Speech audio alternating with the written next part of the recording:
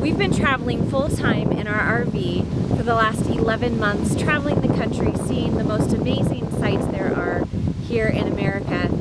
And to be quite honest with you, one of the best parts about traveling full-time is actually the people that you meet. So last spring, we met a family named the Jendens. They've got 3 kids, 2 teenage girls and a 10-year-old son. We met them in Arizona, and we've kept in contact with them because we just hit it off with them so well. Our kids got along and we got along with them. And we've kept in contact with them with plans to meet up this summer. And that time has come and we've met up with them and we're here together. And so I'm excited to share their story with you. I think it's a really inspiring story of courage and breaking out of the box and them living their dreams. And so I'm excited. Oh, the most important part, I totally forgot. They're actually from New Zealand. And so they had to purchase everything from New Zealand that while they were in New Zealand and fly over here with just their suitcases and start traveling a country that they're not familiar with. And so I wanted to share their story with you. So I'm heading over to their camper, which is right next to ours. So we're here and they're there. We're here in Nebraska together. And so yeah, I'm excited to share a little bit of their story with you and their courage and how they are living their dreams, and show you a little bit about their RV that they picked while they were living in New Zealand and had to come over here to America and pick it up. All right, Patchy Poo, you ready for this? Absolutely. He's ready. Are you? Yeah. No way. These are my friends, Carrie and Patch Jenden, and they come from New Zealand. And so tell us, what made you decide to do this? Go. Okay.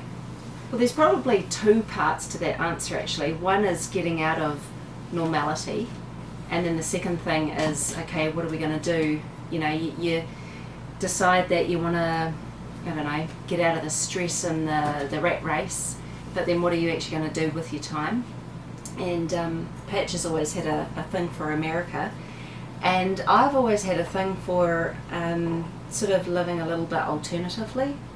And so this just seemed like a good combination of those 2 values, and you know, being able to get away from all the stuff that you accumulate, and live a simple lifestyle. And you can do it, and it's actually not that hard. Yeah. Yeah. And so, what made it possible that you guys could do this? Planning. Okay. Yep. I mean, obviously you need a source of income to be able to do that. So you either need to be able to work on the road, or, you know, have resources that you've got finances coming in. And then there's the whole schooling thing with the kids. Yeah, and there's lots of alternatives there. You can homeschool, you can school through correspondence. Some schools even work with you to be able to, you know, if it's a short-term thing, sort of a 6-month thing, some schools work with you that the kids can stay enrolled in their school and you know, do it like that. Yeah. And it's amazing what little you can do it with. Like, you don't need a whole lot to be able to do it, to be able to live on the road, seeing different places. It's amazing. Yeah. Because I don't know if you guys are the same, and I think you guys are, because we've kind of talked about this recently, that some of the best things that we've experienced don't cost money and aren't like big to do things like the Grand Canyon or you know, these big things that everybody says you must see this. Yeah, a lot of those things are just free, or like last night, for instance, outside, nature's wonder. You know, lightning storm or, you know, electrical storm that went on for in excess of an hour. Yeah. It was amazing, like nothing I've ever seen before in my life. yeah. So we had the thunderstorm, lightning storm going in one spot, the amazing stars Yeah. up in the sky, and then the moon to the other side of the. It was just Absolutely. magical. Incredible. Yeah. Yeah. And so, what did your kids think about this idea when you approached them with the idea? Well, actually, they were all really positive about it. You know, we'd spent years and years working these ridiculously long hours. The kids had grown up in daycare. You know, we didn't get home till 6:30, 7 o'clock at night. So every day after school, the kids would get home and have to fend for themselves, and then we'd get home stressed and tired and have to then turn around and cook dinner. So they were all for having good quality time with us. Mm-hmm. And because for us, we put it wasn't an indefinite trip. We put a time limit on it and said we we're going to do it for a year. As it is, we've extended that to longer than a year now, to 18 months. But I think that, you know, when you get started, if you've got reservations about it, if you've got a time frame that you're going to do it for, then everyone can get their head around that. Yeah. We found the same thing, is that having that end date, like, this isn't a lifestyle the rest of our life. Yeah. It's, we're going to try this out for a year. Yeah. And that made it a lot easier for our kids as well. Yeah. On saying that though, you know, a lot of people say to us, wow, that's such a long holiday. And I keep saying to them, it's actually not a holiday, it's a lifestyle, because, you know, talking about the big ticket items, you can't actually sustain Yeah. that holiday lifestyle. It's a living lifestyle. This is how we live. Right. We don't go out for dinner all the time. We go out for dinner just like, you know, normal people. Right. Every now and then it's a treat. And when you do those big ticket things, it's something that, it's a special thing that you do, Right. and it's not something that you're doing every week or every other week. Right. Yeah. You can't go to an It's a lead up amusement to it. park. Yeah. And No. I don't know if you guys do the same thing.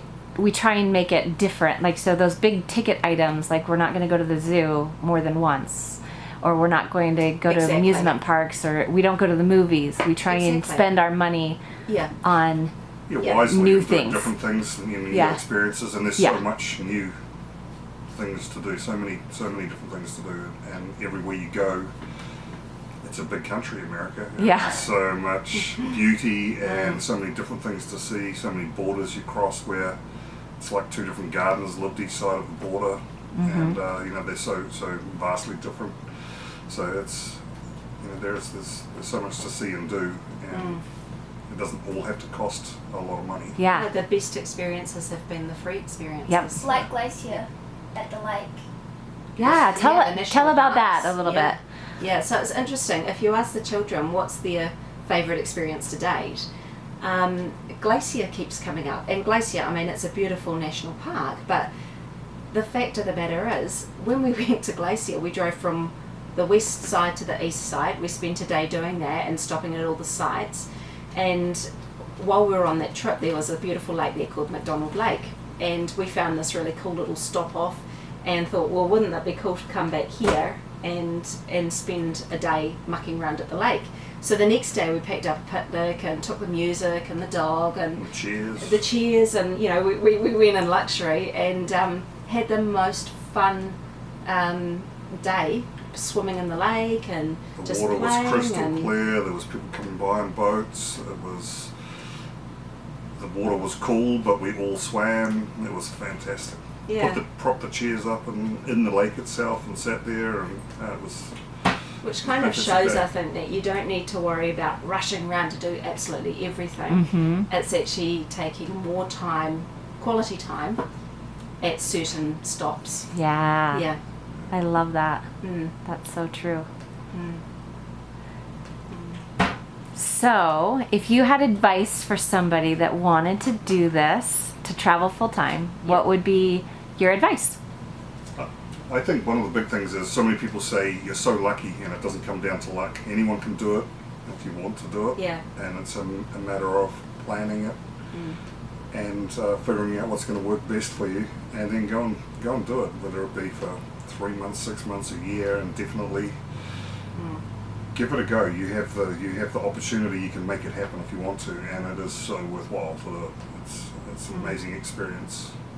It might take a year from when you first had the idea of doing it. It might Took us take 2 years. It 2 took years us almost 2 to the years day to do it. to get here. It might take 4 years to do it, but if you decide, hey, you know, I can do this. This is what I need to do. This is the steps I need to take to get to that end result. Then, so if it takes 4 years, so what?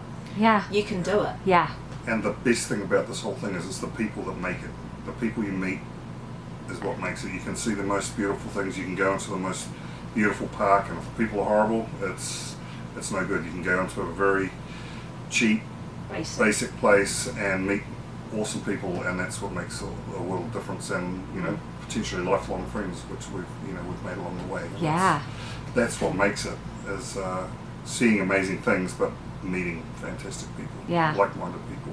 Absolutely. People are happy to help out. Yeah. If you need some advice, whatever, people have been doing it for a while. They're happy to point you in the right direction for whatever you need. Yeah, we found the same thing, that it's been cool to see things, but it's really the people that you meet.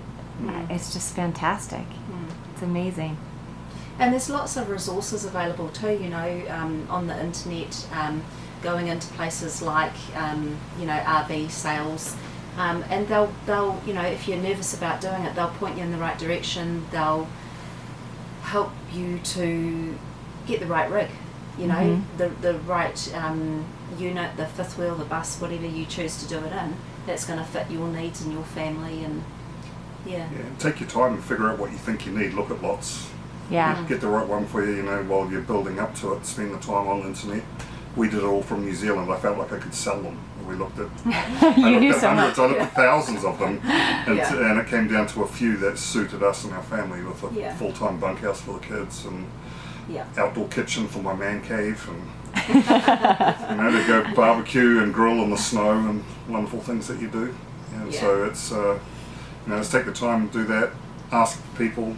Ask someone in a gas station. They'll be happy to tell you all about it. Yeah. Just do it. Yeah, Just exactly. do it. Yep. You can do it. Yeah. That's awesome. Yeah. That's the best thing. Just get out there and do it. What's the hardest thing for you guys? That'd be different. What's the other stuff for you?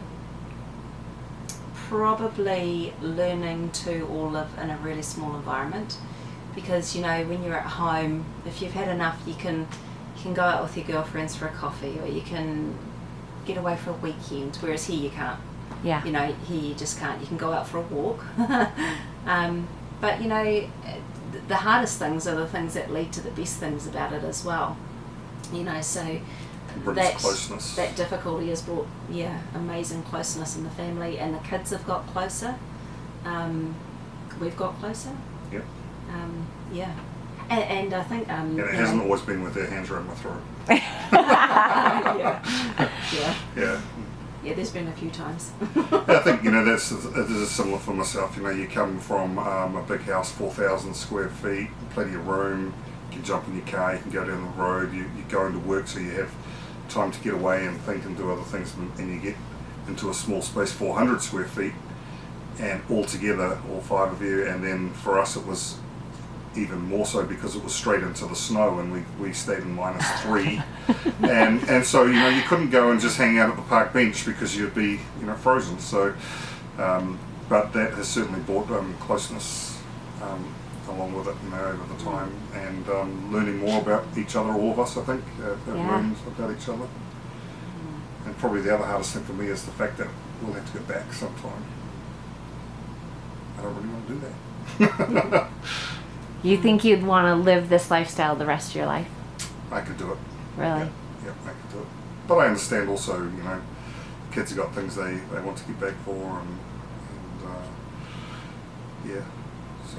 Yeah, I think that when we head back, we would go back for the kids, and we'll be home for a period of time, and then I think I can safely say that we would do this again once the kids have left home, and hit the road again for probably a longer period of time. Would you do the U.S. again? What would you? Where would you want to go? I think there's still so much to see in the US. Yeah.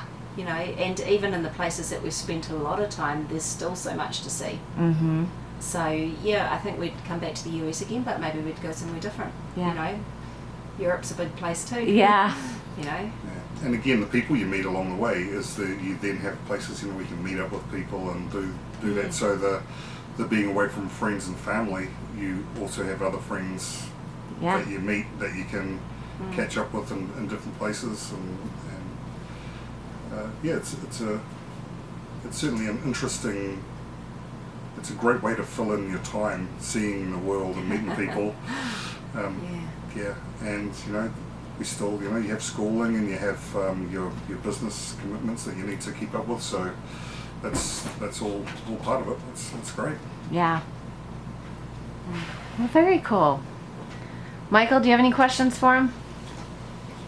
Do you have any You guys are over questions? here without me. What? I'm all alone in my fifth wheel over there. That's my question. You guys Aw. over here having fun? So sad. I'm over there making dinner.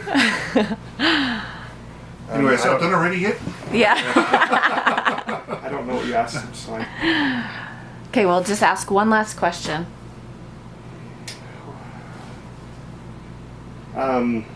Make it a good one.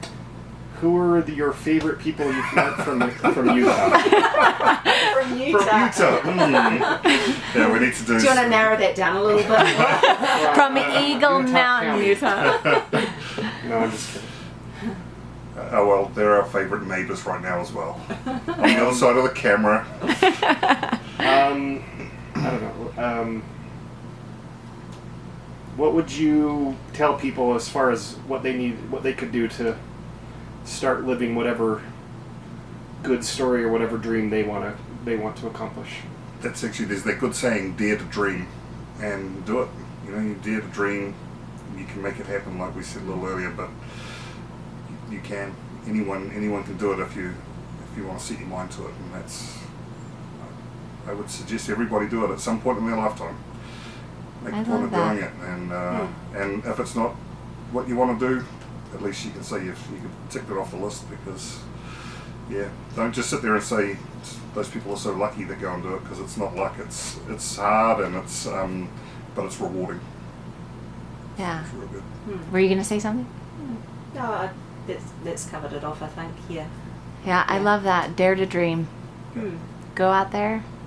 Yeah. Just do it. Make it happen. I have another question. Oh. How would you recommend that someone learns how to talk with a Kiwi accent? Come to New Not the way Zealand. Marissa does.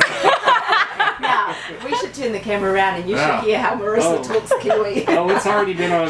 Yeah, that's been well Pocket full of documented. lollies. Now, any Kiwis, you just heard that? You know that does not sound like us. Tomato. Tomato. Ah, I thought I had tomato. No, tomato. Close. Tomato.